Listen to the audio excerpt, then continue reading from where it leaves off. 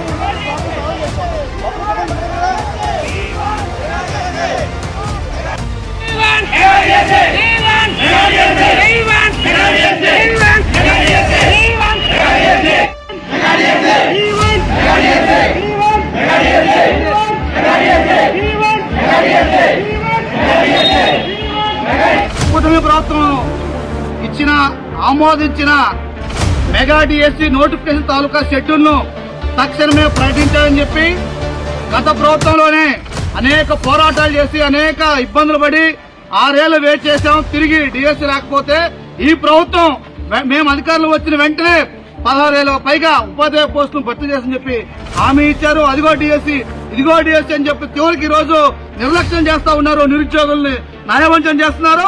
అందుకనే mega DSC schedule తేదీలు ప్రకటించాలి. పరీక్ష తేదీ సహా రాష్ట్ర ప్రభుత్వం ప్రకటించకపోతే డివైఎఫ్ఐ ఆధ్వర్యంలో ఈ రోజు ఆవన్గడ్డలో శాంతియుతంగా నిరసన చేస్తున్నాం.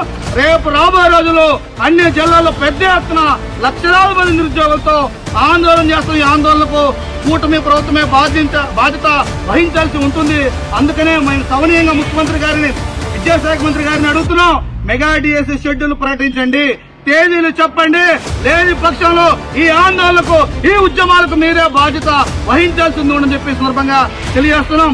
ఈ రోజు జియో 117 రద్దు చేయాలని చెప్పి, అలాగే ప్రభుత్వ విద్యారంగాన్ని పరిరక్షించాలని చెప్పి, 7 ఏళ్ల నిరీక్షణకు ఈ ప్రభుత్వం చమనగీతం పాడాలని చెప్పి, ఆ రకంగా చమనగీతం పడకపోతే రేపు మార్చి జరిగే ఎన్నికల్లో కూడా ఈ ప్రభుత్వానికి తగిన గుణపాఠం యువత చెబుతారని చెప్పి కూడా ఈ సందర్భంగా తెలియజేస్తూ షెడ్యూల్ ప్రకటించకపోతే ఈ ఆందోళన మరింత ఉధృతం చేస్తాం, పోరాటాన్ని మరింత వేగవంతం చేస్తామని చెప్పి ఈ సందర్భంగా తెలియజేస్తున్నాం.